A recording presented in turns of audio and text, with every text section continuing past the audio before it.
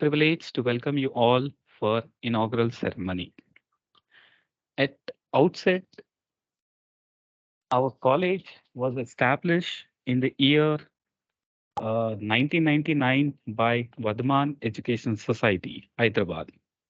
It is a UGC autonomous college approved by AICTE and is permanently affiliated to JNTU Hyderabad. Our college offers various BTech streams like CSE, CSE AML, AIML, AIDS, CSE Data Science, IT, ECE, Triple E, Mechanical, and Civil Engineering at graduation level. Even college offers postgraduate programs with specializations in DECS, PEED, CSE, ED, and MBA program. Apart from this, Vardhaman College is having research center and providing doctoral programs in CSC, ECE, and mechanical engineering. Our college is accredited by NAC at A++ grade, accredited by the NBA New Delhi under the category 1. Our major strength lies in imparting quality education to the global standards and to address various social needs. Let me introduce about our management. I would like to start by introducing the management of esteemed organization, Dr. T. Vijender Reddy Sir, orthopedic surgeon by profession and education list. He is the chairman of our esteemed college. Mr. T. Upender Reddy Sir, uh, mechanical engineer, is the secretary of the organization. They are ably supported by Mr. M. Rashekar Reddy, Vice Chairman Sir, is an educationist by profession, and Mr. E. Prabhakar Reddy Sir, Treasurer. Next, a few words about the organization I would like to uh, say. Uh, the Department of Computer Science and Engineering was established in 1999 and ever since is the most sought after department of the institute. The department offers BTech and MTech in computer science and engineering. The BTech program is accredited by the NBA under Tier 1 category. The department has always kept pace with the rapid advancements significant in the field. The department is having various domains like high performance computing, artificial intelligence, deep learning, Internet of Things, data science, networking, image processing, computer vision, and cybersecurity. The department constitutes of qualified and expert faculty, a strong peer group, core and interdisciplinary research and collaboration with leading industries and research organizations offering students an enriched learning experience to the students of this department, headed by Dr. Ramesh Karnati sir. Now, I would like to introduce about the resource persons during these 5 days about STTP. So, STTP plays a vital role in the ongoing education and profession development, offering targeted learning experience that empower individuals to stay current in their fields and contribute effectively to their respective industries or academic domain. Let me introduce a few words about the resource person. Throughout these 5 days, like we have five different resource persons. On first day, Mr. Swapnil Saurav Manage sir will be like speaking. He is manager from ServiceNow industry. Second day, Mr. Rohit Dahiya, AIML developer, Pragma Solutions. Mr. Brajesh Kumar, product insight manager, ServiceNow. Mr. Durga Prasad, technology lead, Infosys. Mr. Arpit Yadav, Senior Manager, AI Research Analyst, India Magazine. Now, I would like to invite our Honorable Principal Sir, Dr. JVR Ravindra Sir, to speak a few words about the program. Um, hope I'm audible. Yes, sir. Yeah, so thank you very much. Yeah, so hope I'm visible also to you. It is really a great honor to me on this particular platform to talk to all of you. And Vardhaman College of Engineering always in forefront in transforming the knowledge to the other people. We have been, this is actually, 25th year. We are celebrating the Silver Jubilee this year, and there are many programs that are being conducted from the department level as well as at the college level. So one such program that is conducted by the Department of CSE is that the power of federated machine learning.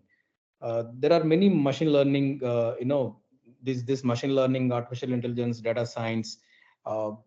These all these things have become the buzzwords in the field of computer science. So there are many people who have been doing very wonderful research on these areas, but at the overall at a point of time that I personally feel that the students are not able to really understand the differences among these words. So at the end of the day, they always treat that all these things are really same, but there are some differences that we have to really understand. So we have created one such platform to make you comfortable and to really have a good knowledge as well as the good research in this particular topic. So therefore, we have chosen this. So definitely, I congratulate to all the team members of the Department of Computer Science, head of the department, as Dr. Ramesh and Shanti ma'am, convener, and the other team members who have started this particular program and invited very good faculty members to share their knowledge in this particular field. So continue your research in this particular domain, and we have 300 plus registrations for this particular topic. We are very proud, and we once again warm welcome everybody on this online platform. Thank you very much, and good luck to the department.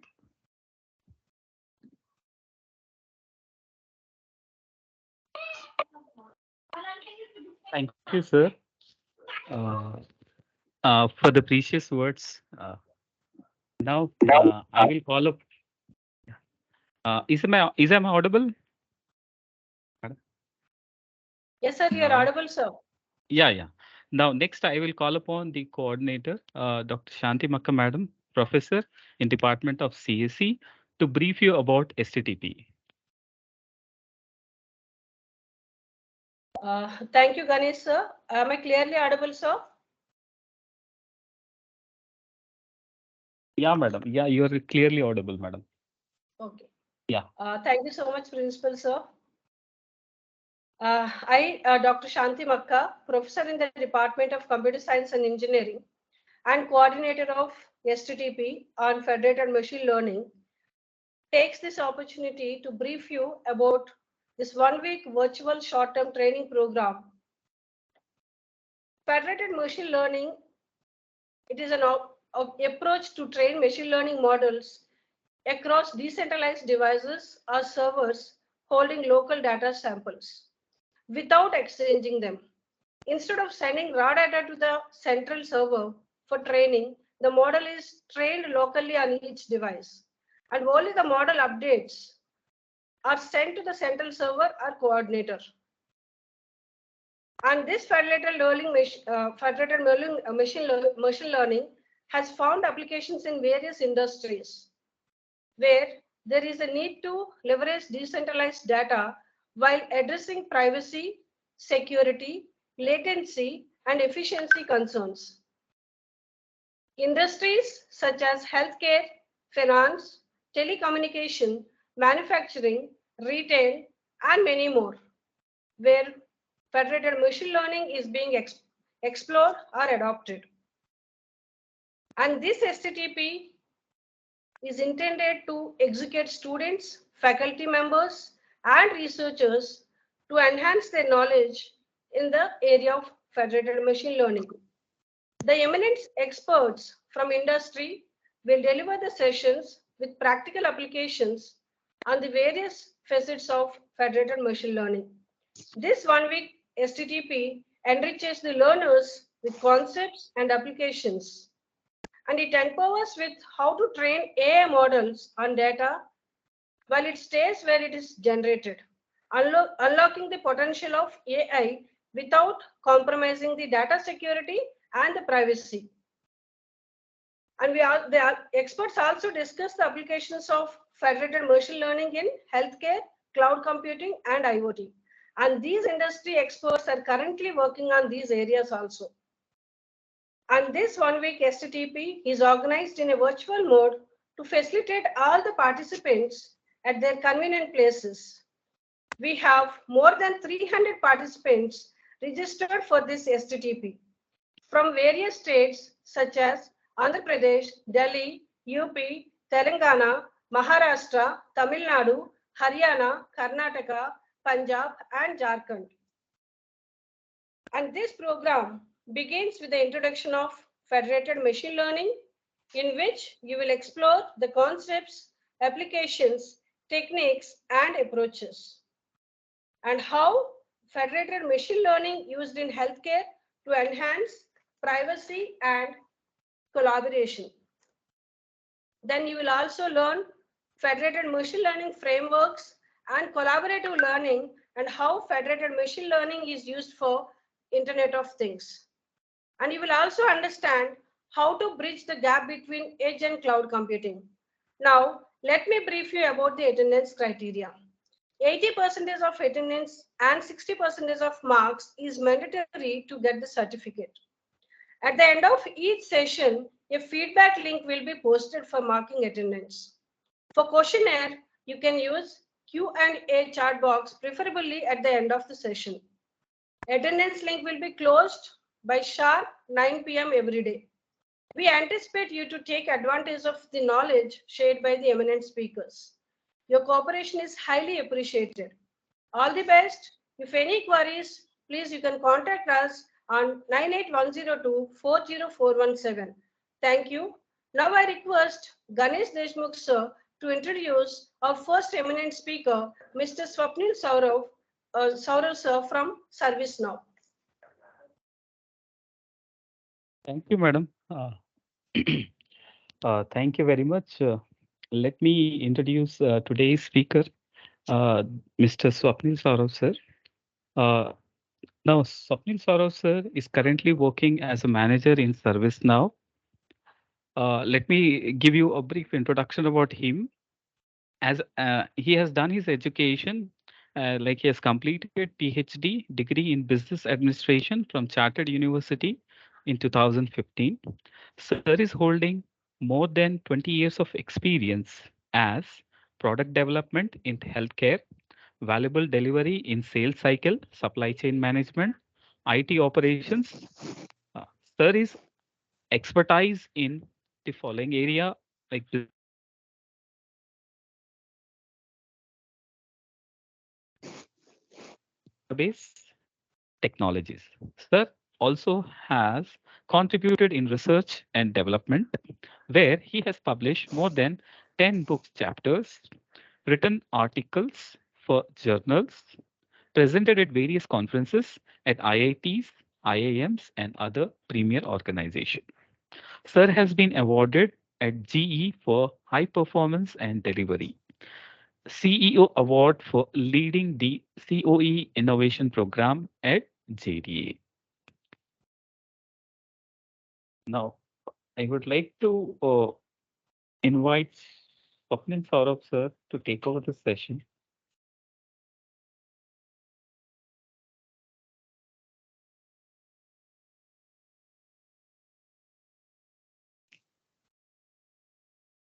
Swapnil sir, Swapnil sir, madam, like, can I know Swapnil sir's Ganesh, ID, madam? Is it Sam, madam?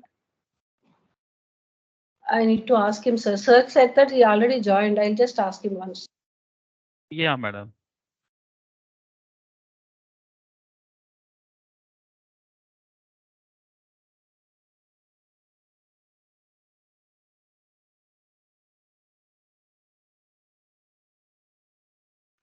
Ganesh sir. make madam. sir as a presenter. He is saying that he's not able to switch on his Yeah. mic. Okay. Sir name is madam, like nickname. Sir has kept any nickname, madam? So I'm able to. Yeah, madam. 1 minute, madam. Make as presenter. Yeah. Yeah, madam. Yeah, madam. I Surname have made. Swapnil Saurabani. Yeah. I made sir as presenter, madam. Okay. Yeah. Hello, sir. Sorry for Yes, interruption. sir. Yeah, Sir, hi, some good people evening, wanted everyone. I to. think now my audio is through, correct? Can you hear me now, right? Yes, sir.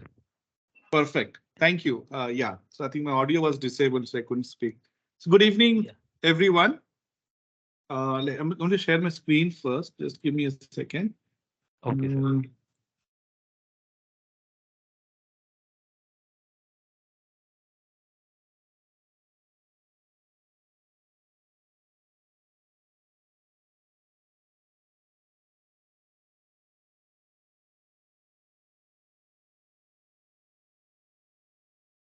It says sharing started. Can you see my screen? Yes, Yes, sir. We yes, are sir. able to see you. Okay, but Yes, sir. We are I'm able to not see. able to see my screen. Okay, I think perfect. So Yeah. yes, so good evening, everyone, once again, distinguished guests and my fellow technology enthusiasts. It's an honor really to speak before you today to discuss one of the most groundbreaking advancements you can say in the field of machine learning, that is the federated learning. And thank you so much for taking out time for this session. So I hope I'm able to give you something new about this field. So as a ma'am had said as in introduction that federated machine learning is an approach that allows machine learning models like the various parties that are involved in machine learning model to collaboratively train a machine learning, right, without sharing their private data. So it addresses the challenge and data privacy and security while still benefiting from large and diverse data sets that every party contributes, right? And it could come from various sources.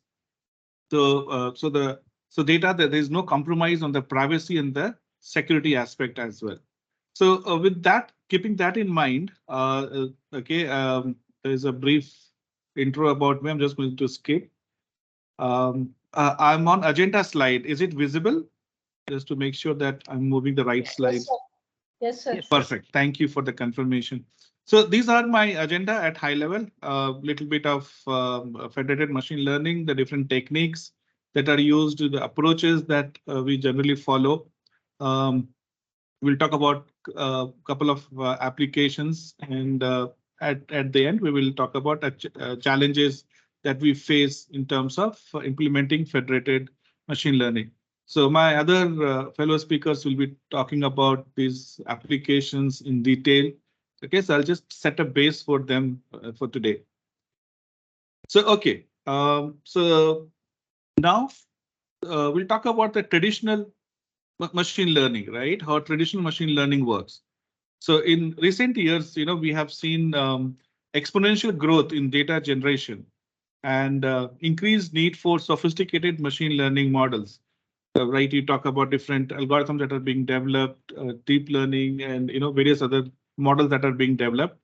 So these models are used to generate or extract valuable insights, right? So the AI and machine learning offer the ability to learn from the experience and refine these models without being specifically programmed, right? So the human intervention is so minimal in doing all this. But okay, so but before that, so and currently what happens, right? Let's say if I have to analyze data about cars, I want to analyze the experience of drivers. I want to analyze how cars are performing, right? So I need to have some kind of sensors built into these cars, which shares the data to a centralized server, right? So you have thousands and millions of cars on the road, and you want to read the data from these cars. So data will be uploaded to the central server, and you have a machine learning model that runs, okay, at the central server. So the entire data set from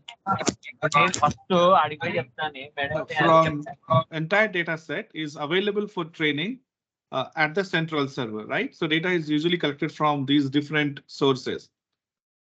Okay, so this is the traditional way. Okay, but there could be challenges, especially when you talk about healthcare, where maybe I'm not comfortable sharing my data, okay, my raw data.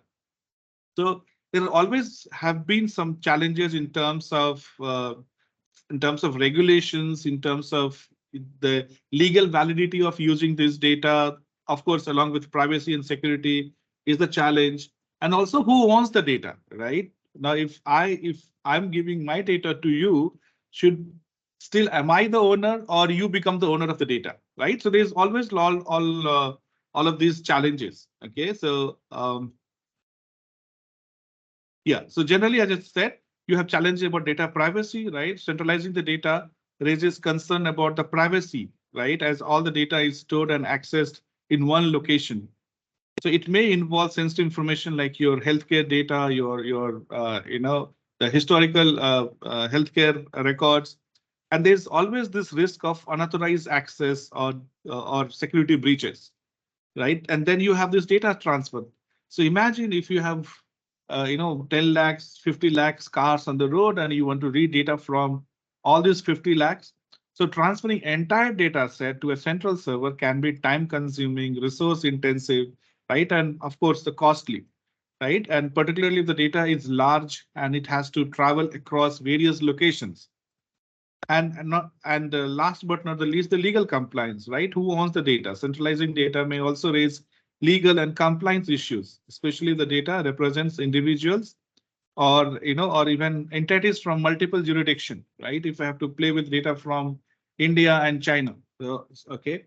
Now, how do you manage that, right? So there's always this different data protection regulations that every country, every company have in place. So how do you go through these challenges, right? So these are the challenges which led people to think about newer ways of coming up with implementation. So one of the implementation which was introduced before FML, Federated Machine Learning, was introduced is called as distributed machine learning model. Now, distributed machine learning algorithms are designed to resolve the computational problems of complex algorithms. So focus is more on computational, right? So if you have to handle large volume of data, then how do you do that? So this distributed machine learning algorithms are more efficient and scalable than our centralized algorithms that we saw in the previous slide. So here the distributed models are trained with same methodology. So this is the key difference between what we're going to see next, the federated machine learning and the distributed here, is that the models are trained on the same methodology, same algorithm, same models, okay, as you do in a central server, right? So, but only difference with central server is that they are still trained on different machines, but they are similar in nature. So during the training in a distributed algorithm, the participants independently train their models and send the weight updates to the central server. And at the same time, the central server receives updates from all these parties, the participants, and performs averaging for the output, right? And after the certain communication rounds, like it goes back and forth. Okay, so the parties will send the data, the central will do the averaging, send back the parameters. Again you train the model, again it sends back to central server. After some iterations, you have the final model on the central server. So this is about distributed machine learning model. Now comes our federated machine learning model. Okay, so this is an extension of our distributed learning. So the federated machine learning, as I said before, it's a revolutionary approach that combines the power of collaborative learning. It's no longer same methodology on each of these participants or in the models that contribute to this learning. So it is a collaborative learning, and your data privacy, all those things are maintained, okay, while still performing your data science modeling. Okay, so here you see, okay, you have the model which runs on each of these participants, right? But you also have a model here which runs on the central server. So the federated machine learning, in essence, is a system that enables multiple entities to collaboratively train a model, okay, while keeping the data decentralized and secure. And instead of sending all the data to the centralized server, okay, the data remains on these local devices or the servers that you have, and only the model parameters are exchanged during the learning process or the training process. So the difference between this and distributed, as I just mentioned earlier, is that in federated learning, each participant initializes the training independently as there is no other participant. Okay, so participant A has no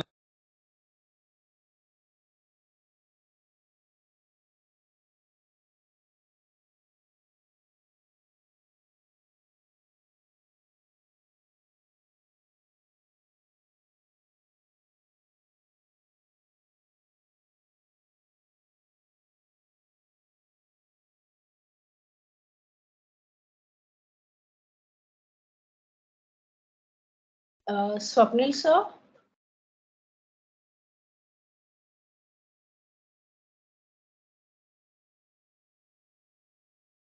Sorry, madam. I think Swapnil's connect. Hello, Swapnil sir. Hello. Think. I'll just call him, sir. Yeah, yeah. Yeah. Can you Sorry. hear me, ma'am?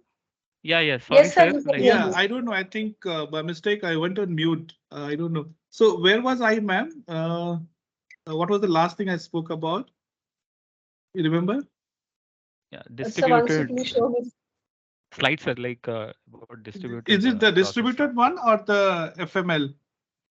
Yeah, you have just completed distributed and we are moving to Okay, FML, sir. perfect. Thanks for the link. Okay, so I don't know, Yes, sir. automatically it went on mute. Okay, so I Okay. was saying that, I'll just quickly repeat what I said. I said that, in federated machine learning model, you have these different servers. They do have their own machine learning models, like your distributed model, but they're independent of each other, right? So Sir, if your Google has presentation also not visible, sir. The screen. presentation is also not. 1 second, ma'am. Okay. Now can you see, ma'am? Yes, sir, we can see. Okay, I'm sorry. Yeah, I think something happened.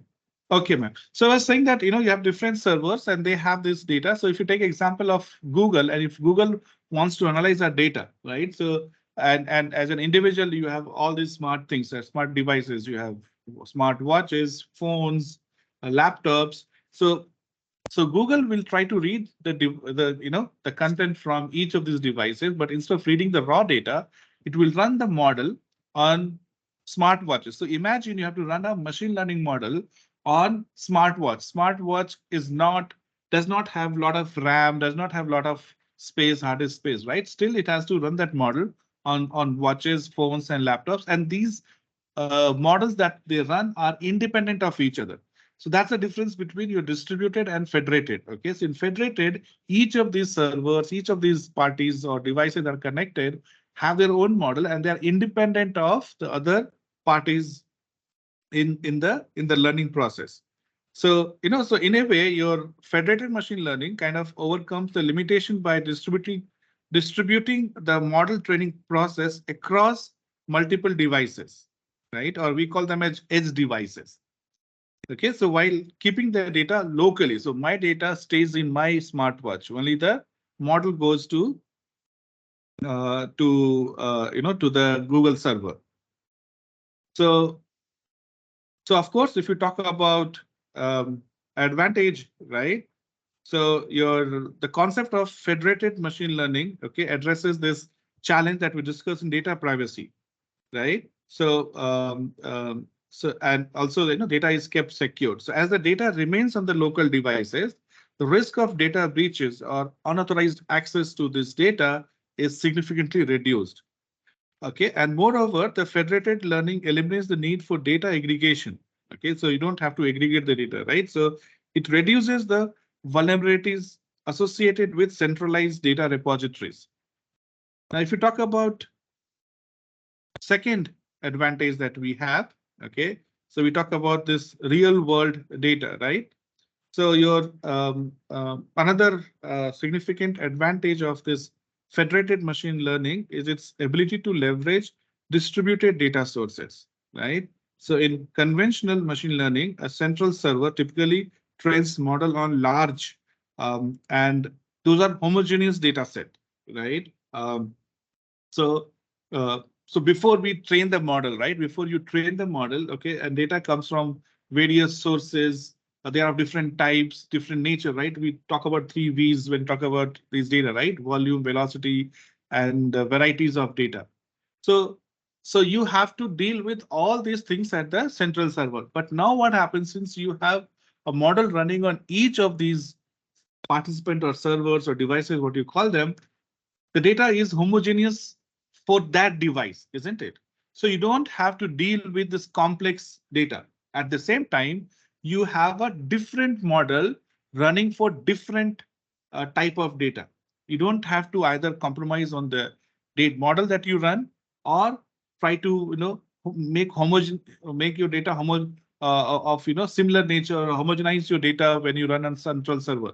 So here you actually work with real data, right? So in your federated learning, each participating entity or servers, okay, retains ownership of the data, right, and making it more diverse and representative of training sample.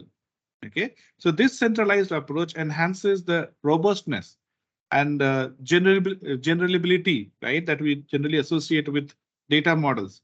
So at the same time, okay, running specific models for your specific real world data makes it even much more useful to the real world scenarios, right? So as said here, you are playing with real world data and you have different models which are independent of each other working with the specific data. Now, the second advantage that we have is scalability, right? So your federated machine learning promotes scalability and efficiency. By distributing the computational load across multiple devices, your federated learning enables what we call as parallel processing, right? And which leads to your faster convergence and reducing training time.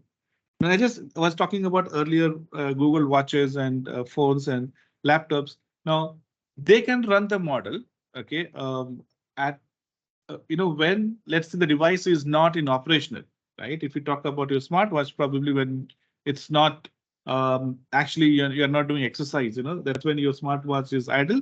That time model can run. So you don't have a specific time to run the model. You don't have to run at your time from the central point of view. It is like when device is idle, maybe when phone is in when you're sleeping, okay, that time your laptop, phone, smartwatches probably will process this data and send it. So here, okay, you can deal with large set of data, okay, and working at its own convenience time. So when you're at a centralized server, you don't get all the data at the same time.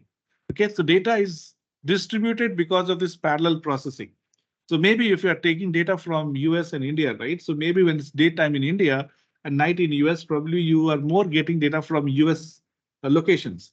And other way around, when it's night in India, probably that's when the devices will start sending India data. So you don't get all the data from different locations at the same time, creating a bottleneck for the server. So in a way, the best use of any machine is that your machine has same load across the different like across 24 hours, right? So that's what is possible here. You are getting data from different locations, okay, and that way you don't have to have like bigger server to handle data in peak time, and then your load goes down off peak time, right? So here it is similar load coming across, so you don't see that suddenly you need a lot of hardware to process the data and suddenly you don't have any data to process. That kind of situation doesn't happen and you can happily run your model across different time zones. So that's what we say scalability, efficiency. And of course, regulatory data, right? My data is with me, so I own my data and nobody has access to my data, right? So your machine learning or federated machine learning is highly relevant in scenarios where data cannot be easily shared due to your regulatory constraints, right? If Indian government says that India data should stay in Indian geography, nobody, the data should not go across Indian geography. That's why if you see all these governments are coming up with this kind of rule. Okay, every country says that data of their citizens should stay in their geography. So you cannot have a data center in let's say in China or Pakistan and get Indian citizens data and stored there. So every country is coming up with that kind of rule. So your data, as like my data will stay in uh, Indian location, and still the process can happen in different location wherever you have the central server, right? So it is easy, or it is easy to meet these regulatory requirements. At the same time, you are able to handle this large volume of data, still getting the benefit of this centralized server where you can put all your hardware at one place, okay, and you can generate insights from entire data from global at one place, right? So industries such as healthcare, number one, and that's where we are going to talk about healthcare tomorrow. Finance, telecommunication, and these are the industry which is going to get benefited for sure, from this. And today I also have one small example, okay, which I'll talk about, how a hospital can use it from a very high level.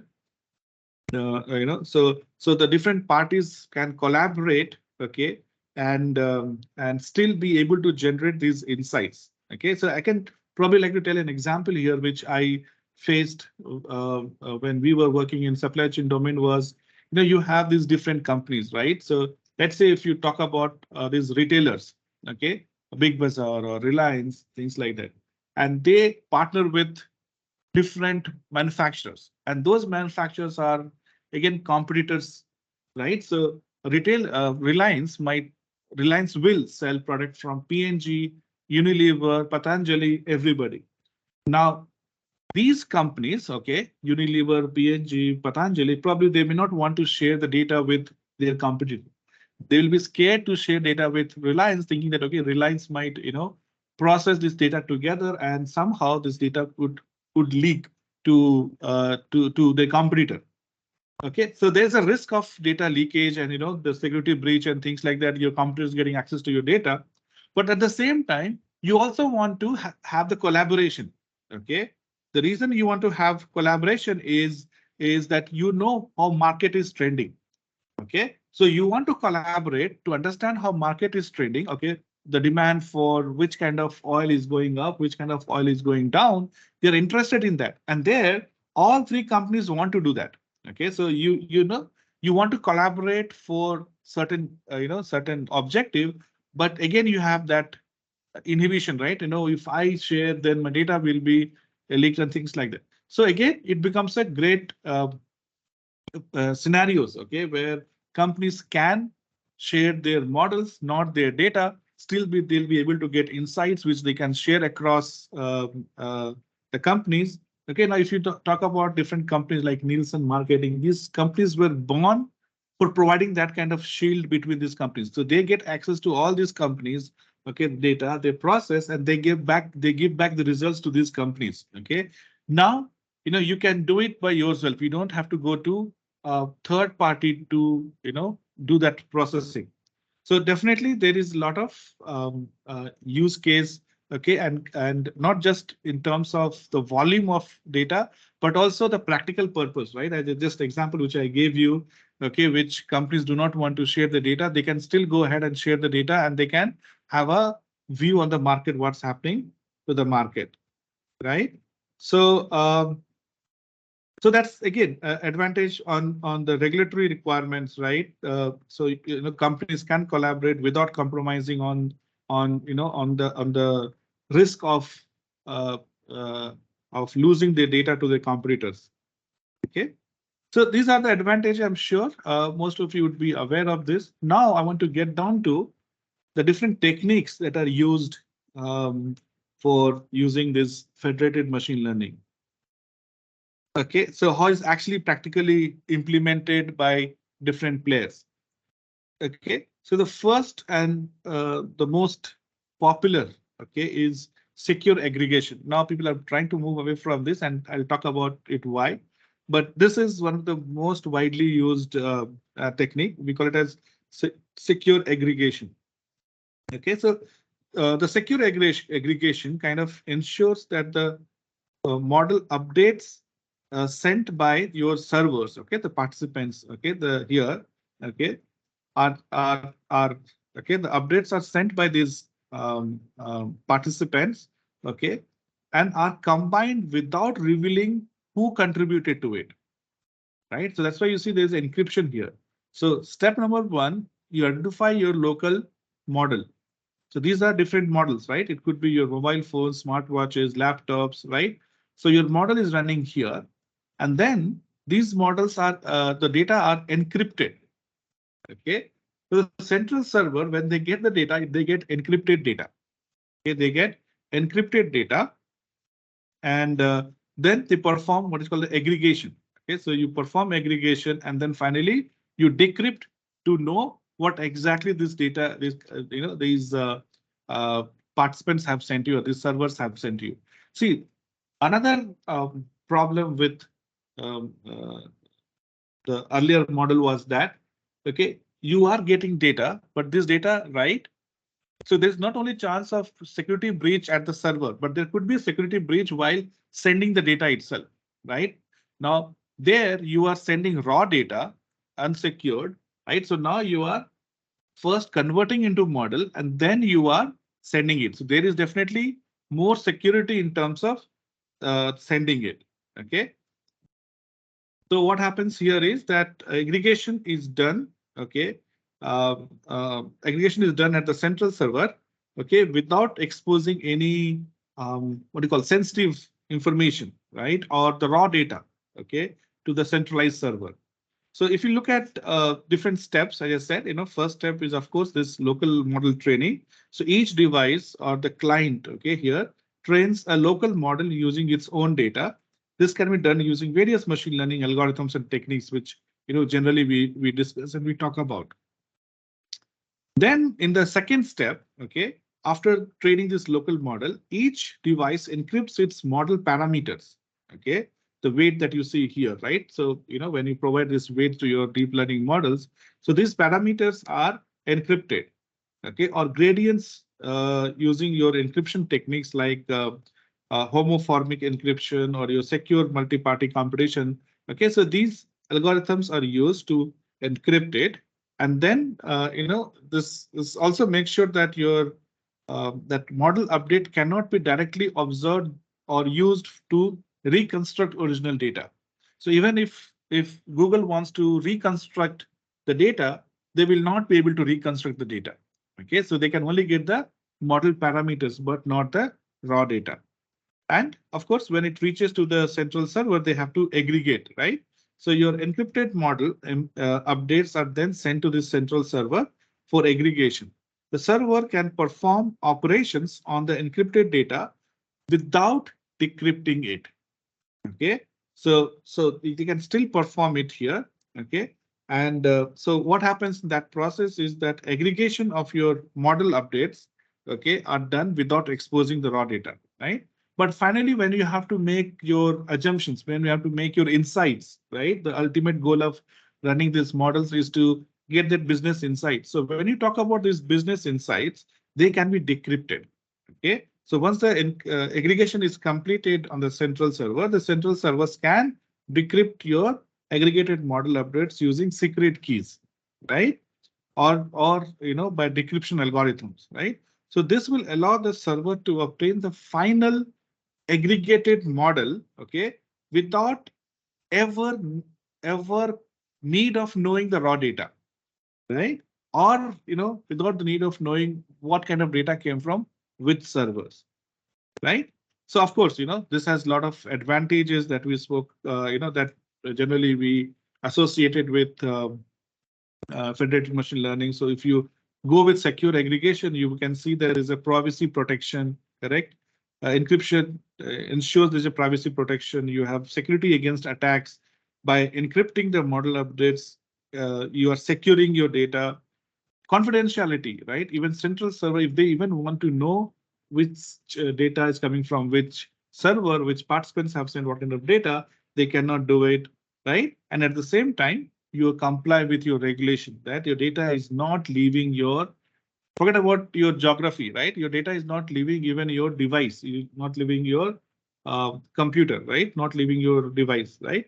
So your secure aggregation kind of enables federated learning to comply with your data protection regulations. Okay, so these are the advantages of secure aggregation, but of course, okay, there would be some challenges here, right? So what there are some limitations to this secure aggregation. Okay, so the encryption and decryption process can introduce additional computational overhead, isn't it? That's an extra step you are performing.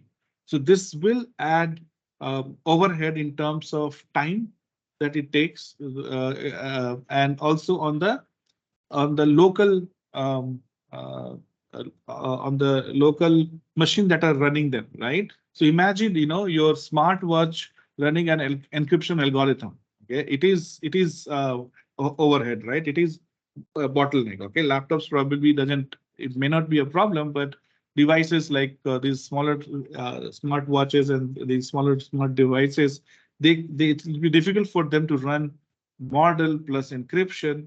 So there is that impact, okay, overhead,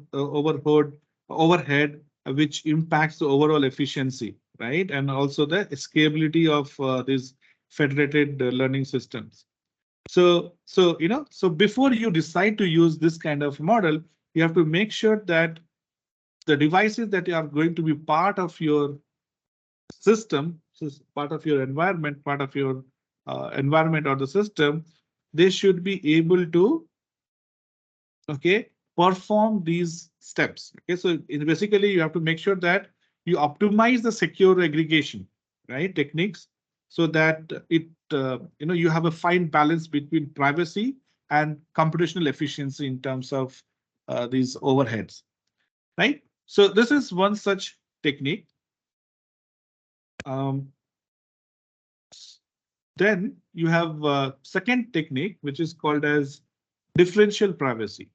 Okay, so in differential privacy, what we do is instead of decrypting the data, instead of encrypting the data while the model sends the data to the server, it adds a noise. You add errors. Okay, basically noise is you add some error component to it, right? So by adding this noise to the model updates that are being sent to the server, differential privacy techniques, okay, aims to prevent the leakage of this sensitive information about individual data points, right? So in a way, you are providing security on the data itself, right? And this noise that are added to this to the model update kind of creates difficulty for any attackers, right, to determine whether users' data is real or it has an error, right? So let's say if you see 5, the real value may not be 5, it could be 3 plus 2 error, isn't it? So it makes it difficult for attacker to actually determine the actual data, right? And in a way, of course, you are kind of hiding the sensitive information. Okay, so now the question here is, what level of noise can you add, right? If you add more noise to it, correct, it becomes very difficult to decrypt for attackers, right?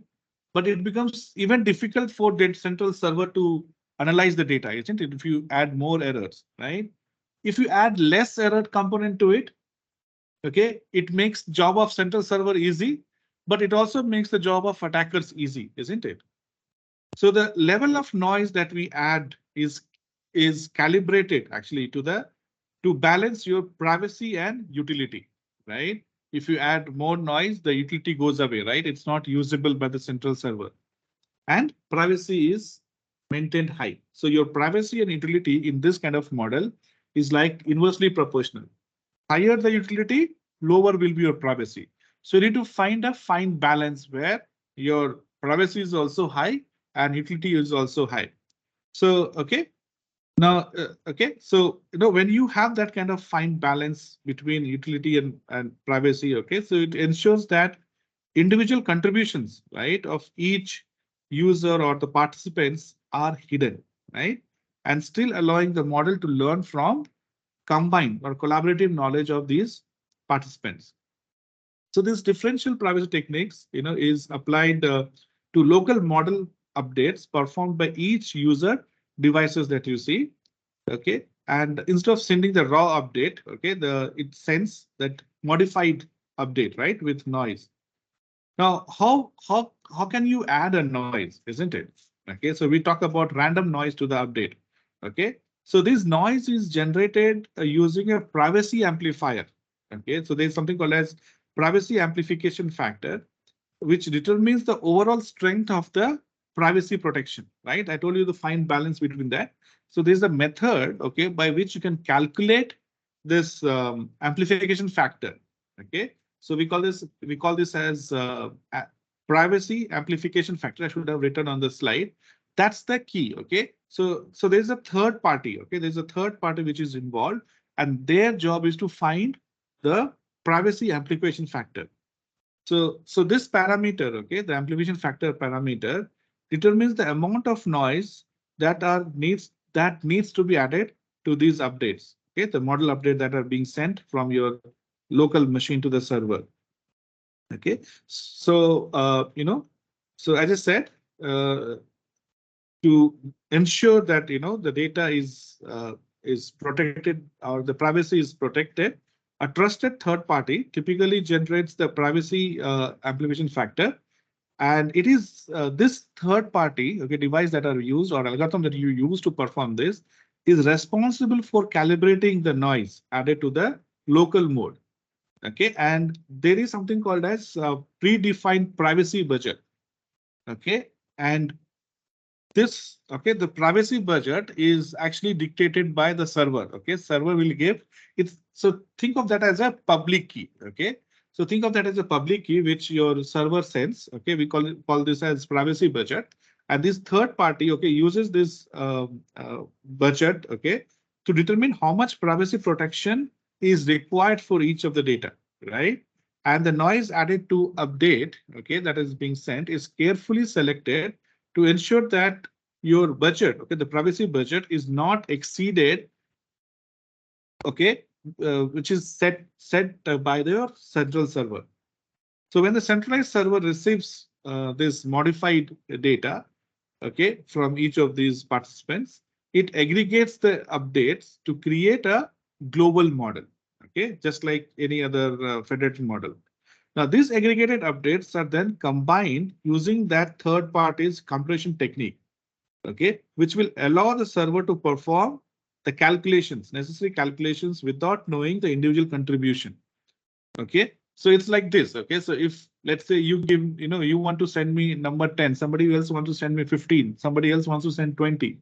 Now this 10, 15, 20 is added a error component to it by third party. Okay, it could be like say, okay, so they say, okay, let's subtract the value by 3. So, so you get, so instead of 10, I get 7. Instead of 15, I get 12. Instead of 20, I get 17. I don't know that it's -3. Now I will combine all these together. So once I combine these, then I'm told that, okay, add 3 to it. Okay, or add 3 into 3 to it, right? Because 3 is the the parameter amplification factor that is added to each of these models.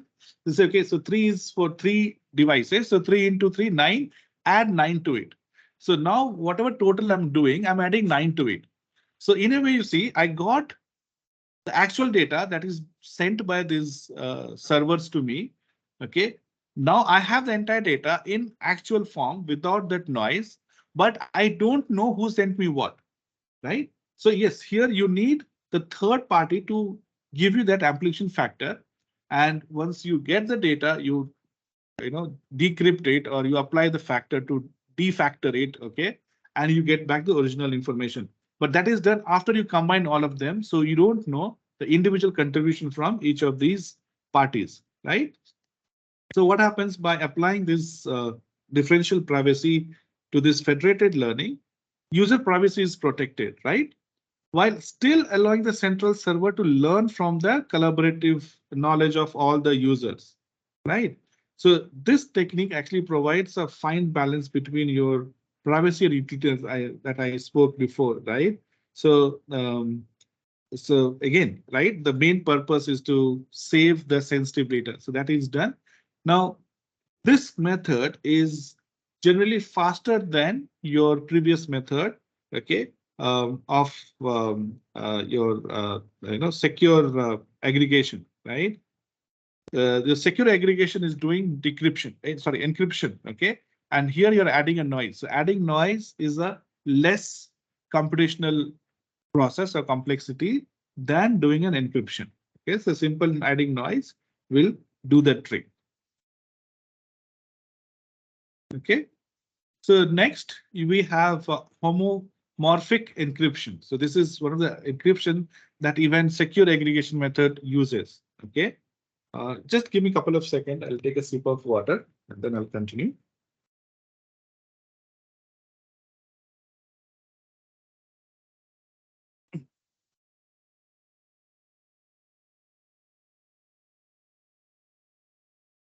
Okay. Now this is the latest technique, okay, and it has more usage than other two technique, and you can actually see here, right here, it has ability to perform analysis on the encrypted data itself, right? So your homomorphic encryption is it's a cryptographic technique. Okay, so here same concept that you generally read in cryptography is being used by machine learning, federated machine learning.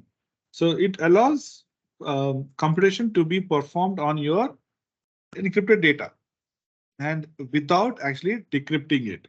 Okay, so this means that the data can remain protected, right, and private throughout the computation process, right, which was not the case in other two techniques, correct? So when you combine homomorphic concept, okay, or the encryption technique with federated machine learning, you can get a very powerful privacy preserving mechanism for training your machine learning models on sensitive data, right? So what are different components here? Okay, so see here, the first step is your data encryption. Okay, so each of these decentralized devices, right, or your participants or your servers, okay, which I said can be your smart watches, right? I'm I'm talking about smart watches, IoT, again and again to make you understand that it's when you talk about machine learning, we think of GPUs and RAMs and things like that, but that's not always the case, right? You have to sometimes deal with your IoT device, your smart watches, right? And that's where the machine learning is going, right? And machine learning, so it's not always about RAM and GPUs, right? You have to have a model that can run even on such devices. So your this decentralized devices, okay, so encrypts the data, okay, its own data using homomorphic encryption scheme, okay. And the reason they do that is to ensure that the data remains confidential and it cannot be accessed by the central server or any other party if they try to come in, okay, using without using your decryption key, right? So okay, so they cannot decrypt it without using that key. So data is encrypted by these participants here, and then comes your model training. Okay, so now you see this here. Interesting thing is the model training is initiated by centralized server. Okay, so model training is initialized by your central server and it sends to these decentralized devices to tell them, okay, this is the model that you have to run. The devices use the model, okay, to perform local computation on their encrypted data. And these computations include various operations, right? In various mathematical operations. And these operations are possible with homomorphic encryption, right? So, so homomorphic encryption allows these mathematical operations to be performed on them. So the model is initiated, model training is initiated, and it runs on this encrypted data. The third step is that aggregation. Okay, so your encrypted results, okay, is sent from your decentralized servers to the main central server. Okay, so aggregation of your encrypted results happen here after your local computation is performed. Okay, and the server then kind of aggregates the result to obtain a combined result. Okay, now this combined aggregation happens before decryption. That's also you have to understand, and this is very something similar to our previous step, right? So here aggregation happens before decryption, and finally the central server decrypts the aggregated result using the decryption key, right? And it then uses this result to update machine learning model, because ultimately you need the actual result. Okay, so that is used for, and then you can use it for deployment or whatever. Okay, so the updated model is then again sent back. Okay, so now in federated learning, we have seen that it's not, you don't run the model in one go, right? Because you're running a model on small piece of data. Okay, and that model that you run may not be the final model. So when that is decrypted and the model is evaluated, tested, it sends back the result again to these devices saying, okay, this is the result. And because of what happens, these models will again perform training and send the result. And this is done back and forth, okay, until you reach to a stage where you accept the model result. Okay, very similar to what we do in traditional model, right? But just that here, it's like you have central server and your participants. The discussion happens between them. Finally, you agree that okay, this is the final model with these specific parameters. And there's a lot of advantages that is provided by your homomorphic encryption. Okay, so first, of course, is privacy preserving, right? Data remains not only remains, but it remains encrypted on the local servers. Your security, okay, the encryption ensures that data is secure, decentralized. Okay, like that's the whole purpose of your federated learning, right? So model learning happens here. And there's also a model learning that happens at global model, right? So what happens is because of this decentralized behavior, your data, okay, is secure, private. The legal components, okay, that we spoke about, compliance is maintained, right? And even if, let's say, if I try to get, if the attacker takes this aggregated data, okay, even if this attackers get this aggregated global model, it's of no use to that attacker until and unless they decrypt it, isn't it? So the key is required, decryption key is required. So this data is secured till the last minute, right? Before you actually decrypt the data. Okay, so the thing is that again, with benefits comes risk as well, right? So for homomorphic encryption, efficiency is reduced, okay, computational, okay, uh,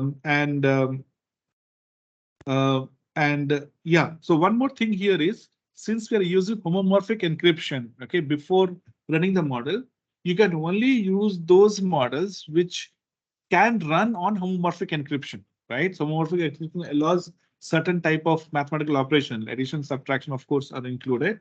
So models which which has, okay, so in a way you have to look at this. Homomorphic allows limited models to work on this, right? So this is, of course, the most preferred one. But the problem here is that all models can run it. So, okay, so homomorphic encryption, again, if you go and read about it, okay, so it allows certain mathematical operations. So model which has those mathematical operations can only use this encryption. Otherwise, your model will not work on the encrypted data. So because of which there is a limitation in the usage. Okay, and of course, complexity increases because of all these steps. So, still, okay, homomorphic is one of the most promising solution for implementing your federated machine learning. Okay, it helps you to maintain this user privacy. Also, making sure that all the features of federated machine learning that we have discussed so far is maintained. So this is a pure federated machine learning with these extra complexities. Right, so these are three main or popular techniques using which your federated machine learning model is implemented. Okay, and we have seen the different components of it, different the way they work, right? Now we will move on to next topic, okay, which is called approaches, right? So techniques are more technical nature, right? And these approaches like general guidance, how machine learning models can work. So you have two main approaches, okay, which is called as vertical federated approach or learning and horizontal federated learning. Okay, so you see here, okay, first I'll show you this picture that you see here. You see there's a bank, okay, and there's an insurance. So since bank data will be and bank means it will be retail banking, right? So retail banking data would be similar in nature, and your insurance data will be similar in nature. So there is no connection between bank input and the insurance input. Okay, they run okay on their own, and output you aggregate, and then you finally give it to the model, right? So that's the whole purpose. Okay, so these are done. Okay, each individual is done on the node on the nodes or the participants, and the actual final output is created on the server, central server model. So your vertical federated learning enables combining different features, okay, sets from your multiple sources like these, okay, and in the process it improves the accuracy of your model, right? So vertical federated learning is you can say it's an approach, okay, used by FML, your federated machine learning model, where data from different sources, okay, and we're talking about different, not only sources from different organizations, right, which could be different format, is used to train a model collaboratively without sharing the underlying data, isn't it? This approach is particularly useful when data is held in a decentralized manner and cannot be easily shared. Okay, and the approach we're talking about here, when you have PNG and Unilever and these companies, they want to share their data, right? So this is a perfect scenario for using your vertical federated learning. So your participating organizations, right here, they maintain the ownership and control of their entire data, okay, while the collaborating, okay, to train a model, okay, and that model, of course, is a shared model. So this is um, this collaboration, okay, so this collaboration is achieved through a secure and distributed learning framework here, okay, that ensures your data privacy and protection. The basic idea here is to train a model using data from multiple sources without sharing the actual data, right? And the steps that you see here, okay, I have listed here. First step that it uses is called data partitioning. Okay, now see, the basic approach of both horizontal and vertical is same, isn't it? The concept, the way it uses, okay, the approach that they follow is different. So your vertical federated uses these 6 steps. Okay. So the first step is data partitioning. So your participating companies, right, like Unilever and PNG, okay, they determine how to split their data into different subsets based on common features or attribute. So in the example that I was talking about, it could be that okay, you feel, see, not all products behave. Let's say okay, so your objective is to predict or you want to forecast the sales of oils. Okay, now these companies, they make a lot of products, right? They make soaps, toothpastes, oils, okay, a lot of other things. Now all of these products, okay, may not have same forecasting model. You want to run same model to predict their forecast, right? Because the data behaves differently, right? So what they decide first before they start doing it is they said, okay, these are the product categories and these are similar categories. Okay, so if you want to predict soaps, so you'll say, okay, let's create a subset of soaps. Okay, so PNG will list the data of soaps only. Unilever will list the data from soaps only. Patanjali might list the data from soaps only. So you are partitioning your data based on the feature or your attribute, isn't it? And each of these companies, okay, will retain control over the data, right? Because they are doing the partitioning, nobody else will see the partitioning, and they will share only the relevant partition with the collaborative parties. Okay, so only insurance input is shared here, only retail banking is shared here. Now here you can have SDFC, okay, Here you have HDFC, SBI, okay, doing it. Here should be HDFC Insurance and LIC doing it, right? So there are multiple companies collaborating here, and they first partition their data. Now, after they partition the data, the next step is your model initialization here, right? So your model initialization, okay? So a common machine learning model is initialized because you know the nature of data. So you can initialize a machine learning model for each of these specific partition, okay? And you say, okay, let's let's initialize this because you know the data, okay? So you know what kind of parameters you need to apply. And okay, so this is how you will train your model on the specific partition data. Then, of course, is your local model training. So each participating organization here trains the initialized model on its own partition of data. Okay, own partition of data. So this process is similar to your traditional model learning, right? Because they are running the model on their own data. But there is no problem because it's their own data, right? So where this local data is used to update the model parameters iteratively.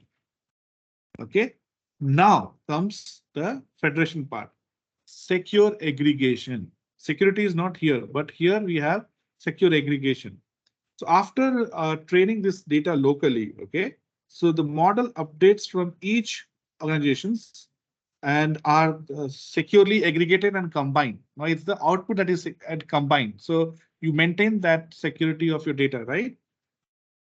And while doing so, as you said, right, there's no sensitive data that is shared across these organizations, right? Companies. And your fifth step is global model update. Okay. Now the aggregated model, okay, updates are then used to update the shared model. And this process, okay, the global model update process ensures that the model learns from the collective information of all the partitioning organizations. Okay, while of course, because they've already maintained the privacy, so they'll learn from it. Now, how do you learn? You don't learn just by one iteration, right? You have to go through multiple iterations. So that's fine. There will be multiple iteration between your local model training, secure aggregation, and global model update. From global model update, you will get feedback and you go back and you retrain and retrain. Finally, okay, you enter into your model evaluation state. So this updated model is then evaluated to measure the performance and effectiveness. And this evaluation can help you to identify further areas of improvement, right? So as a company, you know, okay, this is how the demand of X kind of soap is, right? In soap also you have various varieties of soap. So maybe you can partition a different level of soap and you know that, okay, the demand for this soap, this kind of soap, because just by using your own data, you won't be able to know the demand of a particular kind of soap.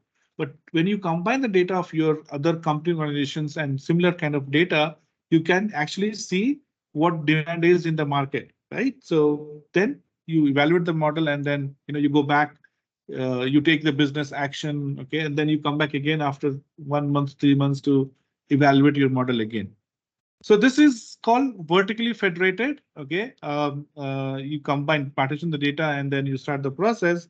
So this process, okay, I just said, right, it's not done once, right? You keep on doing it iteratively, okay, to improve this model performance over a period of time, right? So the advantage here is that it allows these companies to benefit from the collective knowledge, not just based on what they see, but from the entire collective knowledge of the product without compromising on the privacy or violating data protection regulations. And there is a lot of regulations between these competing companies, right? So there are some regulations which these competing companies they have to follow. There are things which they cannot go and set a price, for example, right? These companies cannot say, okay, let's increase the price by 30%. All of us increase the price. These things are all illegal, right? So when the competitors talk, okay, they are also careful that they don't want to lose the data, sensitive data, and also they have to be careful about the competition laws because if the competing bodies, right, you have CCI, it's called competition committee or something. if they come to know that the companies are interacting and sharing this data which they should not share, they can land into legal obligation. They'll be fined heavily and things like that. So they are able to perform this kind of analysis without getting into legal trouble, without sharing their sensitive information. So this is the vertical approach. Now let's see how the horizontal approach, okay, changes. Okay, clearly can see there is no data partitioning here, right? So your horizontal federated learning, okay, is another approach, okay, where your focus is to preserve um, the privacy of data, right? Where you have multiple participants or multiple companies collaborating to have a shared model, right? So in this approach, okay, you will see that each data owners trains a local model using their own data. So HDFC will train its own data, SBI will train its own data, LIC will train its own data, right? Your Patanjali will train its own data, Unilever will train its own data, PNG will train its own data, right? Okay, and these local models are then aggregated, okay, here to create a global model that captures the knowledge from all the local models. Okay, so this global model is then used for making prediction. And okay, at a high level, this is what we associate FML with, right? So the processing of this local models, okay, involve multiple iteration. Okay, it's not just one, you go through it, then again, when you combine all of them, it has to come back again, then again, redo it. So there's a iteration, okay? And in each of these iteration, these four processes are followed, okay? Local model training. So each owner, each organization or data owner here trains their local model using their own data, right? And this will be like your normal traditional model, okay? So this is like your traditional model. Okay, and then you have model aggregation done at the server. So the local models are then aggregated to create a global model, and and this global model is done by averaging the weights or the parameters of your local models, right? And you have this because see, when you get model from multiple sources, you also need to understand how to aggregate these models, right? So that is done by this global model, and then you have model update. The global model is then updated by incorporating the changes, or the knowledge that you gain from these local models. Okay, and then finally communication. Okay, so each of these data owners has to be communicated. Okay, that's the purpose. That's why they are here, right? That's why these companies will come together. They needs to be communicated with the global model result. Okay, without revealing the raw data. So here, okay, this company, and that's the reason these companies come together, right? They want to know what global model is talking about. So the communication is sent back to these organizations without revealing too much into the data. And of course, right, you have privacy preservation here. Okay, since data is not shared across the organization, you have distributed computing. The model runs here. The bulk of the work happens here. So as a server, you don't get a lot of data. You don't get a lot of compression that is required at your end. Okay, so this distribution compression helps here. And data diversity. By collaborating with multiple data owners, the global model can actually benefit from a diverse range of data sources.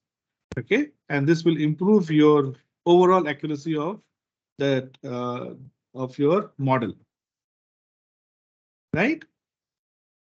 So these are the 4 steps that we spoke about, but it also has some challenges, right? So one is communication overhead. Communication has to be sent back here.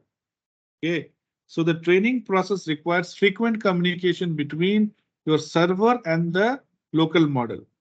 Data would be heterogeneous, right? You can't tell them that what kind of data company A will send you and what kind of data company B will send you. Data owners, okay, the organization, the companies that are involved here, they might be sending you different types of data, right? The quality will be different, the format will be different, right? And you have to deal with all these things, and security is an aspect here because communications happen, right? And Your communication has to be secure in order to data to be secure. Okay. So this is the horizontal federated approach, and this is slightly different than way you do the vertical approach, right? And we have seen the three main techniques of federated learning. Now what I'm going to do is I'm going to get into a use case, okay? And I have taken this use case of, okay, I've, it's a hospital, okay? And I'm going to talk about how hospitals together can collaborate. And this was one of the first work that I did some 15 years back, and it was not FML then, but we were trying to build something like this. So you have different hospitals, okay, and they have to they want to collaborate, okay, and they at the same time they don't want to share the data. So how will a hospital use FML in this objective? Okay, so as I said, right, FML is done to preserve your preserve your privacy. At the same time, create a tool, okay, create a powerful tool to diagnose these diseases, okay, and of course, see, um, different hospitals are specialized in different kind of disease, right? So generally, when we fall sick, we have hospital in mind. Okay, so if there's something related to orthopedic, I will go to this hospital. If something related to this, I will go to this hospital, right? We have that kind of thing, and most of the hospitals, they actually have very good department in some specific kind of area. But when you talk about the overall health, right? Overall health is not dependent on one area. You need you need the research from different departments to flow each other, right? Now, more so in our field as well, right? And if you look at 20 years back, we had different silos, right? Computer science was separate, electronic was separate, but now it's important that all of these department collaborates, right? The kind of challenges that we have is not specific to one department. And so it's in healthcare as well, right? So somebody who's specializing in cancer, if they want to get data about, let's say, orthopedic, how orthopedic things happen, they want some patient data from the orthopedic department. Similarly, an orthopedician wants to see the research between cancer and orthopedic problem. They can how bones react, maybe in cancer, how does it work? Okay, they might need to exchange information, right? So there is definitely a clear need, especially in today's world, where every department has to interact, right? So, okay, so this is the objective. How can hospital, okay, or any medical institutions or research organizations, okay, can collectively work together and run this machine learning model? That's the objective of this use case. And let's see at a high level how we can do it. So as I said, the objective of this use case is to develop a federated machine learning system, right? That enables hospitals from different regions, okay, from different cities, different states, okay, to collaborate to train a disease diagnosis model without sharing raw patient data, right?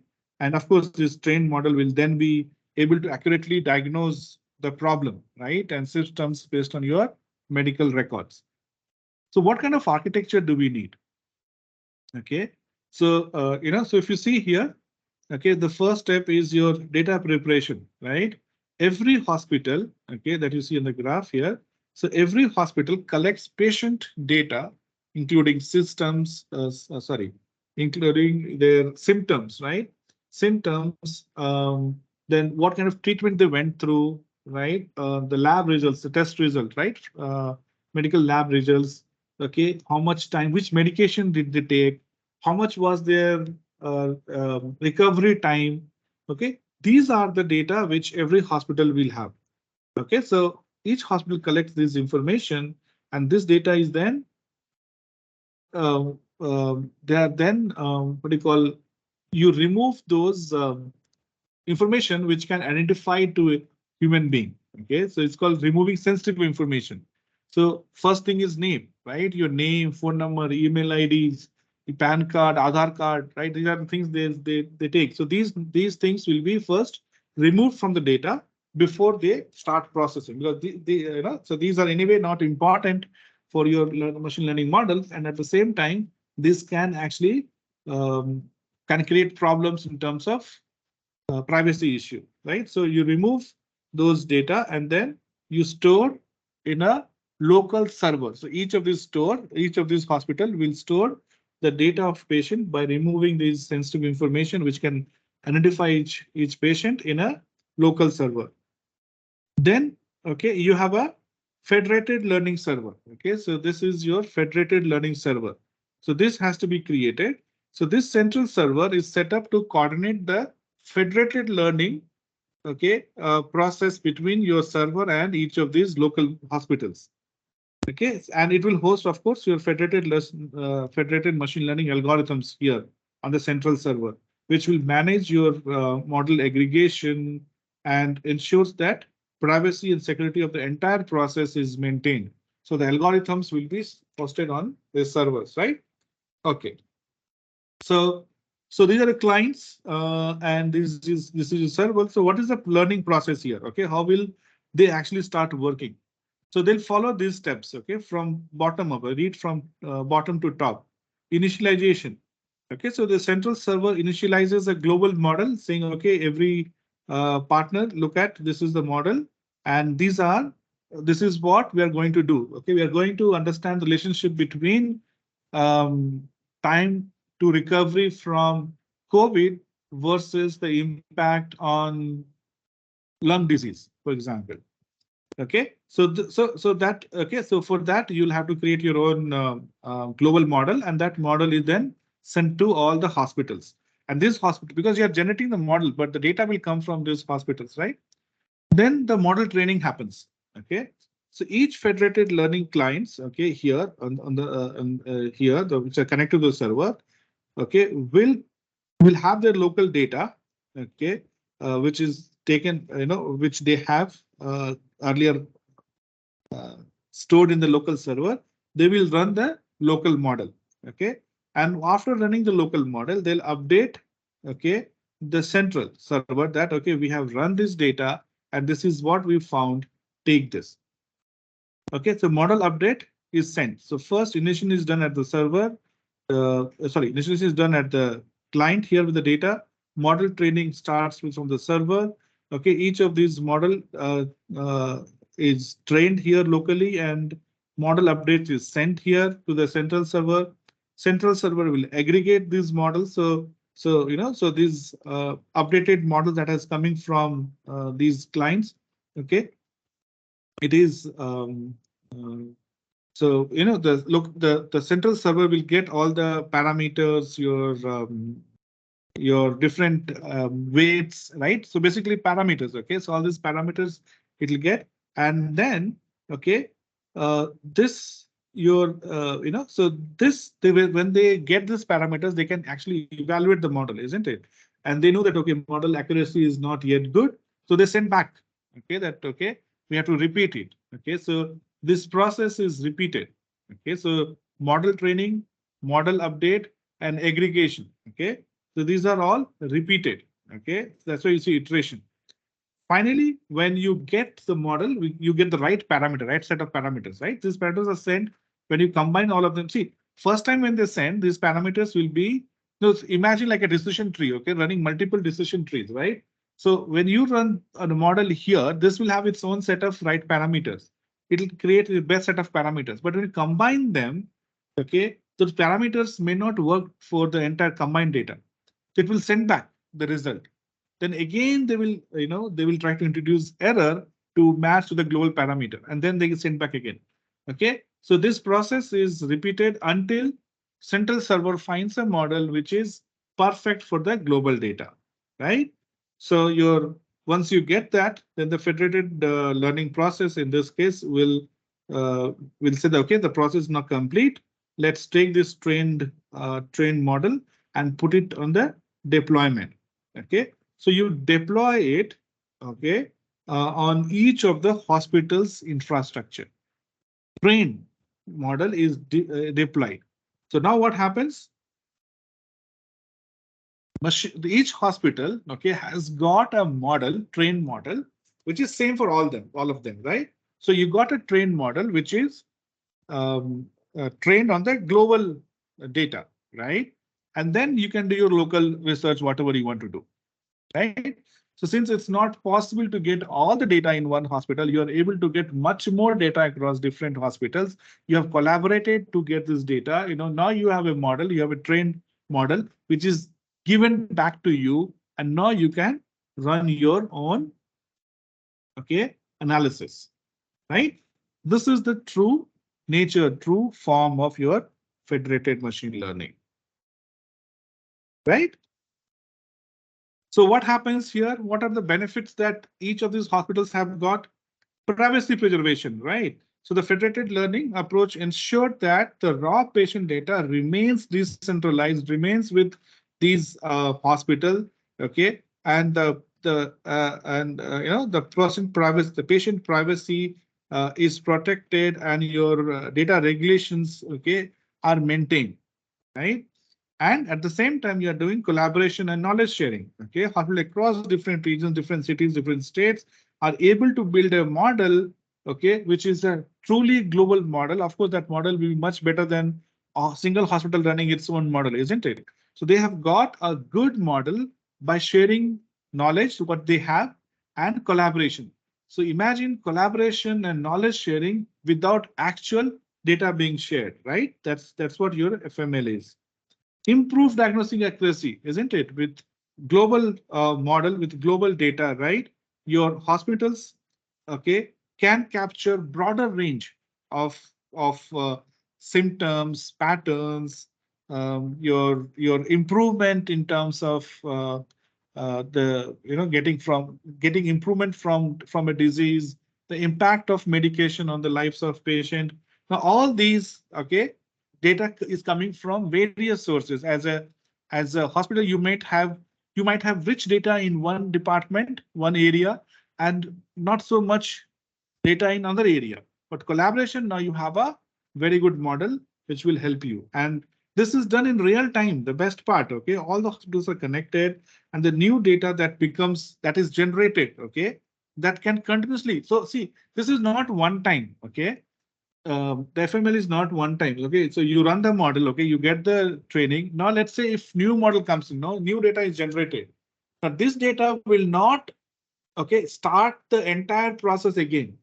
You will only send the model update. You'll only send the new data to the central server, because central already has your history, already knows what you have the model. So you only need to send the updated ones. You don't have to send entire data once again. Okay. So real-time update, whenever new data comes in, new data is generated in the hospital, that gets added to your model, and model is again updated. So you are learning in real time. Okay, and of course, cost efficiency. Okay, so by leveraging the shared network, okay, you are running the model on your premise, and you're running the model on the lower data. But the actual output, okay, if you have to run on central server, imagine the cost that the hospitals would have to bear. One second thing, the question comes is who will bear the cost of this central server, right? So either government has to do it or the hospitals have to send money. Now, if hospital has to share money, who pays for these things? Ultimately, it will be taken from the patient, right? You and I will have to pay, right? So when you have this cost benefit model put in place, businesses will not charge, right? Because see, any money that business puts in, whether it's a hospital, whether it's a any retail or any manufacturing company, they look to get benefited from their customers like you and me, right? So if you develop a cost efficiency solution, you're able to provide a better cure. You know how to cure a particular disease, which for which you do not have history, because you have borrowed the history from other hospitals. Okay, so you are able to provide a better cure without incurring any extra or additional cost, isn't it? So with this collective intelligence, okay, your healthcare will be more affordable and accessible. So tomorrow, okay, I think you'll have much more information about this healthcare, okay. And now, if you talk about the benefits that we have seen, right? Okay, all these are benefits. So what we have seen so far, So we have seen that your FML for disease diagnostic is a promising approach that enables hospitals to collaboratively build accurate models without compromising patient privacy, right? So this use case was, was to show you how to, actually implement in real life, okay, real time. And companies are doing it. There are some challenges they are going through it, but it's something which is being practically uh, done. Okay, so what is the challenges? Okay, and we have been talking about all the good things about federated machine learning, right? But what are the challenges that we face? So mainly, if you look at, we have two main challenges. Okay, how to maintain the model accuracy. Okay, the real-time component that we spoke about, right? Okay, so when you're running for the first time, great. You run it and it's working. But how do you maintain? How do you make sure that these updates keep you keep getting those updates, keep updating those models and keep it like a running model. And second thing is security aspect, right? Security and data integrity. The data that it reaches to the model is also accurate. So just like any new technology, right? Even FML also has challenges like these two. So here, if you look at, like when you talk about model averaging and secure aggregation, okay, there is that challenge of maintaining your model accuracy. And second thing I just said is making sure that communication that happens between your local server to the central server and back from central server, local server is secure. The data that you get, okay, now, okay, if you do not provide the right kind of data, when you get data from different sources, you have to also make sure that these data are relevant, okay, and the similar data are collaborated together, right? That's called integrity. Okay, just make sure that data that you get is not you're not measuring apple and oranges together, right? You get apple from one and oranges from other. It's to make sure that it's all apple or it's all oranges coming in to your server. Okay, so these are two main challenges of FML. And what I want to say is that your federated machine learning represents a significant step forward, right, in the field of your machine learning, offering a solution to privacy concern while harnessing the power of collective intelligence, right? Okay, so though using FML, we can achieve advancement in if you talk about healthcare, okay, we talk about personalized medicine. Okay, if we talk about finance, we talk about fraud detection. Okay, in manufacturing, we talk about predictive maintenance and many such applications in different domains.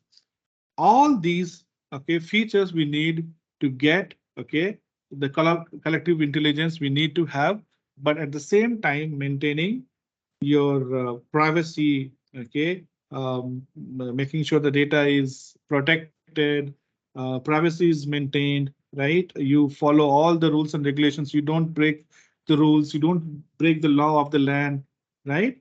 So it is important for researchers like you and me and policymakers of this country and industry leaders here to collaborate and further develop this technology, right? Which will benefit the society as a whole. So with that, I would like to end my presentation. Thank you so much for your attention, everyone. Okay, and the last line, what I want to say is, okay, let's embrace this technology. Okay, this is a revolutionary approach. In later sections, we will talk about different algorithms, okay, which are being used. So so there are a lot of research is going on.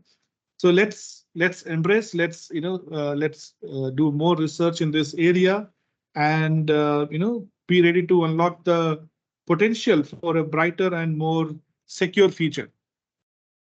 Thank you so much, everyone, and I open up for Q&A, everyone. Yeah. Now the audience can ask the questions. Like some of the questions are there in chat window, sir. Okay, Uh, sorry, sir. I was not looking yeah, at yeah. it. Let me have a Y- look. Yes, sir. Okay.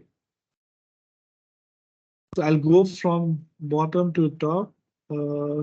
What is the level of expressiveness of a federated machine learning model? Okay. So when we talk about expressiveness, I didn't understand. So if you can elaborate on the expressiveness. Now, if you talk about, let's say, accuracy, and if you talk about, the how well it is used, then it is as good as your existing model. Okay, so focus is not on the model per se. Focus is more on how you implement it, right? So when you talk about federated machine learning models, more about the process, more about implementation, less about which model. So it is still your traditional models that we have to apply, but the way it is done is what we look at it. So Santosh, sir, if I answered your question, then we Yes, have sir. a, yeah, Good evening, sir. very good I evening, myself, sir. Dr. Santosh. The question was asked by me. The point is Yes. here, whenever Mhm. the model has been aggregated at the central server Mhm. and it is getting updates in terms of data, Mhm. right, sir? And the thing Yes, is, this model is used by all the clients, right? correct. So when the clients are using this model, each and every client has different kinds of attributes Correct. that were used for learning process. Correct, correct, correct. And my point is here, here if at all any surprise kind of symptoms come to the hospital Right, from the patient, right, right, right? right. Those surprise, the surprise, the attributes in the form of surprise. How can this federated ML in the form of expressiveness will support the will provide an inference for that symptom? Correct. No, very good point, sir. And I think that's what we spoke about the data integrity, right? But look at the positive way. Like what is surprise for hospital one should not be surprise for hospital two, right? Now, if if hospital A gets something different, something which is new, and you don't know how to work with it, it's a problem, right? But Yeah. when you do a research on it, when that hospital does a research on it, that is shared across the other hospital. So first time, yes, it's a surprise, but second time it will not be a surprise, right? So okay, so in future, right, when we let's say when some COVID comes, right, and I think very good example because all of us are aware of how things happened during COVID. Yes, So you yes, had this hospitals talking to each other, sharing the information, right? And the doctor's job is called practice, right? You know, yes, the reason they call practice, even if they are like 70 years of age, they still do practice because they keep trying to mix two and things. Okay, what medicine will work here, which medicine will work there. Now if let's say if a hospital in Delhi has done some research, so other hospitals in the chain will be able to learn from that, right? okay. So initially, yes, there's a problem in terms of your excessiveness, in terms of how to handle it. But other second time when it comes, then it should not be a surprise, even if that hospital is some other hospital. Okay, if in different city altogether, it is something that you seen in a city, you can actually implement immediately in village, right? So things like Okay. that will happen. So that's where like the next level. Okay, first level, perfectly you said, sir. There's problem with data integrity and things like that. But yeah, going forward, it should not be a problem. So that's where the Oh, FML will help. yes, sir. Thank you, sir. Thank you. Sure, sir. I also Hello, see a sir. Good evening, question. sir. Yeah, very good evening, sir. Please go ahead. Sir, this is Mahendra from Yes, Geetanjali College of Engineering. yes, sir. Sir, Good I have evening, two sir. questions, sir. The first question is, what are the benchmark parameters which are used to evaluate entire this FML, Federated Machine Learning? That is my first question. Correct. And coming to the second question, so as a researcher, if I want to implement this Federated Machine Learning, so Yeah. can I implement this in a single mission? So, and if it is possible, then what kind of tools or technologies for the implementation of this FML in a single node? Correct. So, okay, sir. So two part of the question. First part, I'll take it up first. Now you talked about different parameters that we need to use, right? So, okay. So one parameter, okay, which kind of creates a conflict to the second question is you need multiple machine here, right? If you have only one machine and if your data is on your machine, then there is no need to go for FML, right? There is no need. right? Because Yes, you sir. have your own data on your machine, you can do it. And Yes, talking about different algorithms, different ways of implementing, you will see in the next few sessions, sir. Okay, then say tomorrow, day after, next 3-4 days, we'll talk about different components, how they are used, different algorithms. Okay, that are used. So you'll see about them. But again, okay. there's no need to do it. There's no need to create that extra layer of complexity in so just to answer this question lighter note, you don't write letter to yourself, right? So Okay, you okay. need two machine, and the reason being that they can't talk to each other, you can't share the data. If you're coming from same data source, if it is like say sales data coming in from Flipkart and Amazon, you can easily join them, you don't need FML. But that's when Yes, PNG has a sales data and Unilever has a sales, they don't want to join their data.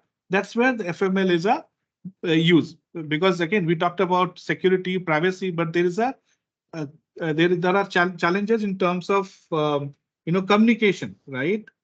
Because yes, communication has to be done through back and forth between central server and the local machine. Because when you run a model, yes, you run model in a multiple ways, right? To fine tune those parameters, correct, sir? Now exactly. to fine tune those parameters, okay, the information has to come from central server. Central server, oh, increase that parameter, reduce that parameter, okay. So that information will take time. So in terms of metric, one is the communication round, okay. Yes, How much accuracy you are able to receive in how much time, okay. Accuracy yes, itself, okay, accuracy on your single data source will be much higher compared to the federated one. So how close is the federated machine learning accuracy with respect to your own like single server thing? Number of participants, right? So number of yes, participants has to be higher. Okay, so if you have just one or two companies, probably it doesn't make sense. But when you have 5, 10, 15, 20 kind of companies coming in, they want to run some kind of common data analysis, it helps. So communication time, accuracy time. Okay, and if you look at the accuracy, what research has found is that your model accuracy of federated machine learning is much higher than running a centralized algorithm. Okay, when you create the data together and you run it, of course, accuracy, okay, you're gaining, but you're losing time on the communication, and the time taken will be high. The complexity increases, right? We spoke about increase from decryption. So the time complexity is higher in case of these FMLs. yes, yes, sir, exactly. So there's a Thank you, sir. sure, sir. You're welcome, sir. Thanks for asking questions, sir. Right. So there's a question here which says that what kind of what type of models is suited for the homomorphic encryption. So as I said, ma'am, here in terms of model, especially so we have to again learn about homomorphic encryption. Homomorphic encryption does not allow all kinds of mathematical operation. It allows your addition, subtraction. So your models, which generally are based on addition, multiplications, and things like that, they can be easily run. But complex models, which uses complex mathematical models, may not be able to run on homomorphic encryption. If I answered your question, Jayashree ma'am, very specific models we can take up later. Maybe I can talk about it and we can discuss later. So there's one question here. A lot of research going on in FML. Don't we have a cloud-based FML to avoid maintaining local server and aggregation? So you're right. I think Jayan sir. Okay, so so there is a lot of research going on, right? The the application itself, see, FML is not by choice. Okay, it's not that okay, let me use FML. You are forced to use as FML. Okay, so if you talk about companies, they don't want to use it. Okay, there's a complexity, but they're forced to use because like if Google comes up with a medical application where you'll be able to predict people's diseases, very good application. But how many of us are willing to give our data? If we give our data, only any company, whether it's Google or Microsoft, whoever it is, will be able to run a model and give us. how many of us are willing to give our data, right? We talk about data privacy, security, and things like, which is again good because data in wrong hand can be a big problem, right? So that's why we want to maintain our security. But we want to maintain our security, we want to maintain our privacy, but we don't, we don't want to share. But I want, I want somebody to tell me, it's like again, another, I'll tell you in lighter note. If you go to palmistry, right, for showing your hand, right? So that guy will say, okay, show me your hand. I will read your hand. I'll tell you your future, right? You say, no, I don't want to show you my hand. You tell my future. Just like this, you want, you say, okay, I want those things, but I don't want to share the data. That's what FML comes into picture. So, okay, you give me the data, but I'm not going to take the raw data. Data is on your system, on your machine. I'm only taking the model from your data, which I will run because I'm an expert. Google says I'm expert in running the model. So I will take model from you and I will run it for you. So, okay, a lot of research is going on. A lot of it's more about how to improve the time, how to make data more secure, right? So those are the areas where research is still going on. If I've answered your question, why federal health, federal learning? The same. I think I have answered this question, right? I don't know who has asked me. Okay, so but it is important for healthcare because healthcare data is very critical, right? Nobody wants to share. Okay, nobody wants to share medical information. If I ask you, tell me what all diseases you had in last 5 years, the answer you will give me is why. Why do you want to know? What's your business, right? So so these areas where when people don't want to share their data, but still they want to have these models which can predict people's healthcare is important. Are they existing or future MG6G protocols or IoT protocols? Okay, so I probably am not getting the continuous question here, but definitely your networking is the key. Okay, you want encrypted data to travel across one location to another location. So you need more of 5G and 6G, which will improve the usage of FML. Data heterogeneity and imbalance. Class imbalance again. So again, as I said, right, we are not getting into the model developing or building. Okay, so class imbalance is job of your model building. We are not talking about model building. Okay, we are talking about how to make sure that, because see, each model is run on local machine, right? So if there's a class imbalance that you have to do, if you have to balance that, that is the job of the local model building, not the job of the central server, right? Central server is getting the model, which is assumed to be balanced. Now, if you have 50-50 data or 50 lakhs of data, doesn't matter, right? What they get is the model, right? But yes, heterogeneity is a big problem. Okay, and that's where the challenges that you see, integrity and things like that. So we are developing different ways to handle this data. So yes, that is sort of the challenge, and yeah, we are as a industry we are working on that. Yes, role of networks. Yes, right. You said yes, very important because if you don't get the data right to the central server, then central server can't work.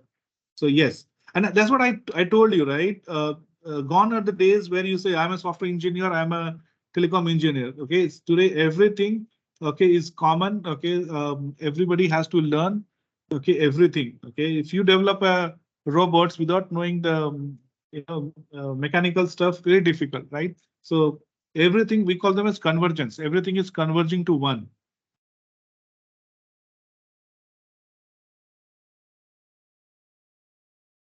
So should I know DBS language? DBMS language is good. Okay. Okay, but here we are not talking about data. Right? Again, see, it depends upon at which point of FML you are working. So if you are working at the lower level, right, the participant level, the local server level, you need to know. But if you are at a federation level, centralized server, may not be that useful to you, right? So algorithms we'll talk about as we go along, guys. Okay. So yeah, we'll talk about those algorithms as well. Okay. So I don't see any question. Please let me know, guys, if I missed any question. Can we use FML for smart agriculture? Of course. Okay. You can use for smart agriculture. You want to understand what happened. Let's say, you have different soil type. I'll just take one example. You have red soil, and let's say red soil is in Brazil, is in Chile, is in Thailand. So you want to get that knowledge from Brazil, Chile, and those areas to understand how agriculture can be done in red soil, right? At the same time, they also want to know how you can do. Okay, so you can collaborate and create a model using that. So you're no longer dependent on only your own country, your own area, your own field, right? You can collaborate data from multiple sources. Very true. You can use that.